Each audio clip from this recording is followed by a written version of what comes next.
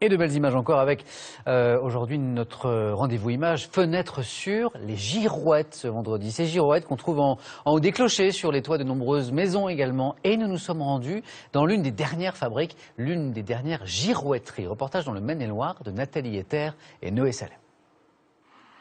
Le Coudray-Macquart, à peine 1000 habitants au cœur de l'Anjou. Si vous passez un jour par ce village, pensez à lever la tête.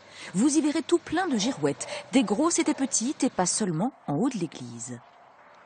Au petit matin, à l'atelier de la girouetterie, le maître des lieux est déjà au travail. Toutes ces girouettes, c'est ici qu'on les fabrique. Plusieurs centaines par an en cuivre, en zinc, en laiton, plus de 1000 motifs différents et un artisan aux mains d'or, Philippe. Au commencement est un modèle, ou une idée, ou un petit bout d'idée. À partir de là, Philippe imagine, dessine et découpe.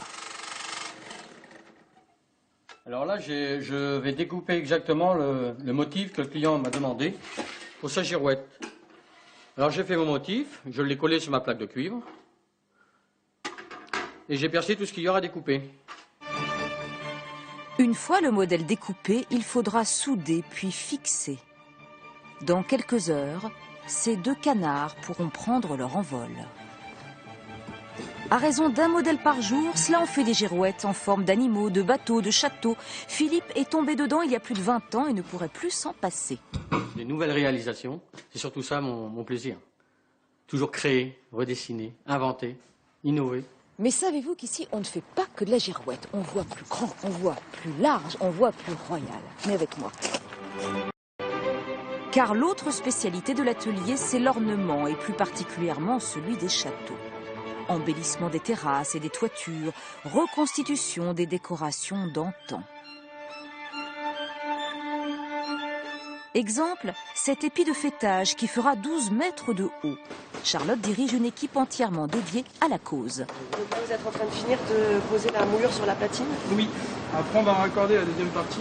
Il y a tout un travail de création et de recherche dans un premier temps qui va nous permettre donc de faire toutes les esquisses, tous les dessins pour réaliser les moulages. Donc rien que cette partie-là, on a plus de 500 heures de travail. Et après, nous, en fabrication, ça va représenter à peu près 1000 heures de travail. Cet ornement monumental n'ira pas très loin, à quelques kilomètres de là, tout en haut d'une tour. Au XVe siècle, le duc de Berry en avait fait sa résidence principale, le très beau château de Saumur. Ce château était un château d'agrément et donc il nous fallait être vus paraître. Et dans ce cadre-là, eh bien, ces épis de fêtage sont visibles de très loin. Budget global, 120 000 €, financé entre autres par une souscription lancée auprès des habitants de Saumur. Ces derniers ont, paraît-il, plébiscité l'embellissement de leur ville.